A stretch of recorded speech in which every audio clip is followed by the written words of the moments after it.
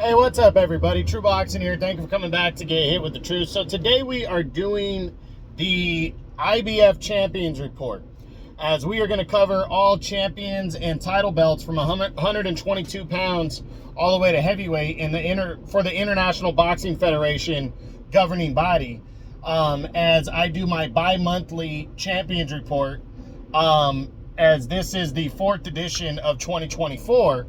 Here at the end of August, beginning of September. Now, before we get into that, if you could smash the like button, leave a comment, or subscribe to the channel, I really do appreciate any and all support that I can get as I continue to build my channel here. So let's jump right into it. We start with the 122-pound Super Bantamweight Championship, which is currently held by undefeated IBF and undisputed champion Naoya Inoue, the Monster. Inoue returned actually on September 3rd before I could get the Champions Reports out, and made an optional defense against former IBF champion TJ Doheny, dominating him to a 7th round, but kind of an underwhelming 7th round TKO victory. It was a dominant performance. He still got the win, but most people were like, so what? Because Doheny came in such a heavy underdog into the fight. But it was he wins the match, he retains his undisputed title, and now he's looking to return likely in December, at the end of December, like he normally does. And there's basically 3 names on the radar for him, which are undefeated WBO and IBF mandatory challenger Sam Goodman. Then there's former unified champion and WBA mandatory challenger Murajan Akhmadaliev, MJ. And finally, bantamweight champion Junto Nakatani, who a lot of people want to see that fight because that fight would be taking place in Japan. It would be an all-Japanese showdown right there. And that kind of is the front runner in terms of what the fans want, but I really wouldn't mind any 3 of these fights. I'm hoping by the next Champions Report at the end of October, we find out who Inoue is going to fight and if he's for sure returning at the end of the year. So we'll see. Next at 126, the newly crowned champion there is Angelo Leo. On August 10th, Angelo Leo scored a monster upset and perhaps the knockout of the year when he laid out Luis Alberto Lopez to capture the IBF Featherweight Championship of the World. It was a big win for him.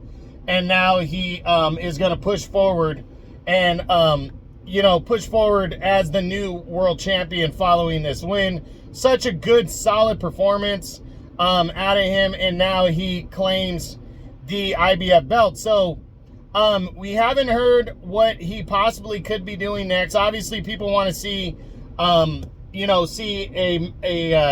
unification bout if possible.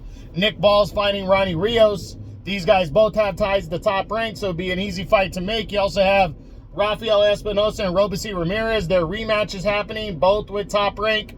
But I really think there's a good possibility it's going to be a mandatory fight next. There hasn't been a mandatory since Lopez beat, that actually happened earlier this year when Lopez defended the title against Rhea Abe. He got it. So Leo might be granted an optional defense. We could be seeing a unification bout next.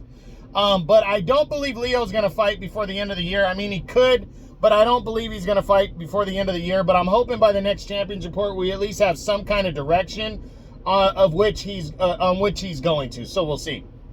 Next at 130 super featherweight, the reigning champion there is Anthony Kakachi from the United Kingdom. He captured the belt back in May when he upset Joe Cordina to claim the title. Kakachi returns this month, September 21st, on DAZN on the big UK card, Riyadh season card, when he defends his title against former 2-time featherweight champion Josh Warrington. Good battle right here.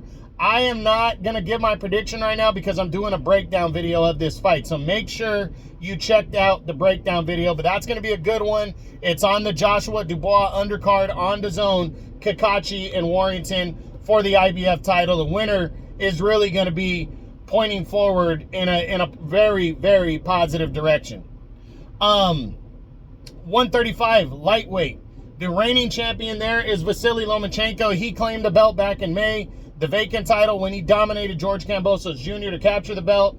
he was in serious talks with Gervonta Tank Davis to unify belts, but he made the announcement that he's going to decide to take the rest of the year off. So I don't believe we're going to see Loma fight the remainder of the year. He's probably going to return in early next year. We'll see by the next Champions Report at the end of October if there's a clear direction on who he could be fighting. Next up at 140 pounds, junior welterweight, the newly crowned champion there is undefeated Liam Paro of Australia. Paro captured the belt back in June when he upset Subriel Matias to claim the title. There's still ongoing talks that he's going to be making a homecoming defense. He's going to go back to Australia to defend the title for the first time. Now the hot opponent is Devin Haney, is being rumored to be the guy that he is going to fight. They have a date pushed to the side. I think it's December 7th, I believe, if I'm not mistaken. It's early December for Australia. The fight has not been finalized, though, but it's looking like that's going to be it. By the next Champions Report, that fight should be finalized, and we'll discuss it more. Next at 147, the reigning undefeated champion is Jerome Boots Ennis. Boots returned in July, made the first defense of his title when he took on replacement opponent David Avanesian, dominated Avanesian, stopping him in 5 rounds as he retained his belt. Now Boots was in talks to potentially unify belts against WBO champion Brian Norman Jr., but Norman apparently pulled out of the fight as he basically scoffed at $1.5 million offer made by Eddie Hearn. That's the rumor. Boots did get ordered to make a mandatory defense in a rematch against some guy named Cotton, whatever. The guy he fought on a Tank Davis card in January 2023, the guy that ran the whole 12 rounds, and Boots got a one-sided decision. Right now, there's a lot of talk that Boots is likely going to vacate the belt and could be moving to 154 next instead of staying here at 147. I am in favor of that. I hope that's the case. If that is the case, we could be seeing Karan Chukhadzin taking on either Conor Benn, who's the number 3 contender, or Jin Sasaki, who's the number 4 contender right now. Hopefully by the next Champions Report, we have an update on what Boots is going to do next and if that is indeed going to happen. So we'll see. Next, at 154, the reigning undefeated champion there is Bakram Murtazalayev. He claimed the vacant title back in April when he defeated Jack Kolke with a stoppage win, capturing his first title. He is making a mandatory defense of his belt when he battles former WBO champion Tim Tszyu on October 19th. Big fight right there for both guys.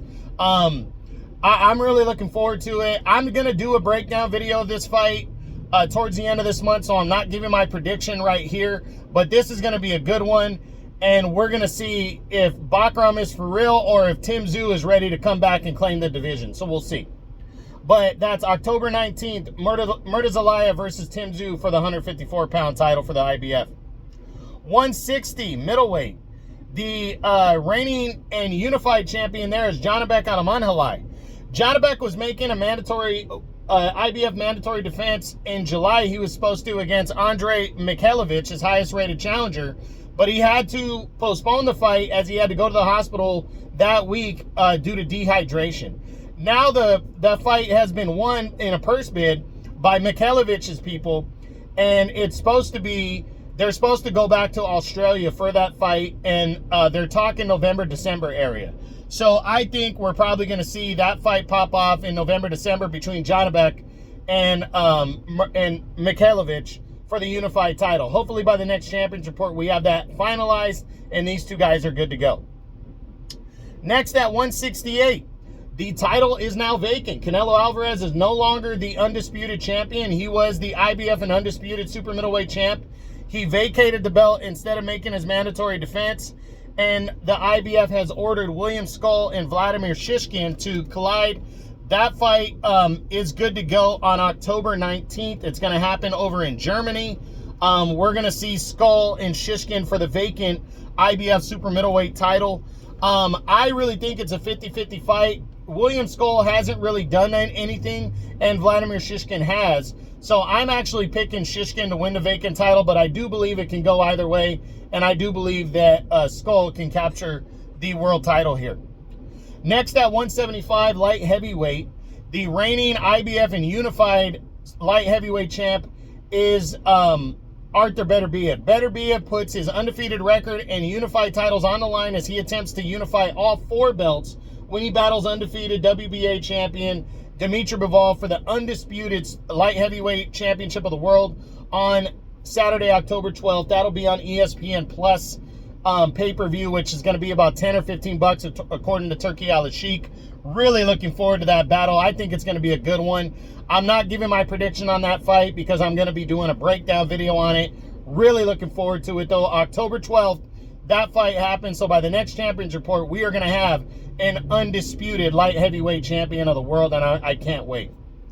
Next at 200 pounds, cruiserweight, we got the confirmation that reigning undefeated 2-time champion Jai Opetaia will make the next defense of his title when he battles Jack Massey. This is kind of a stay busy fight. Opetaia wanted to unify belts against Chris Billum-Smith, but Chris Billum-Smith said he wouldn't have been ready for the fight in October, so he passed on it. So Opetaia will stay busy against Jack Massey on the October 12th DAZN card, headlined by Shakur Stevenson and Joe Cordina.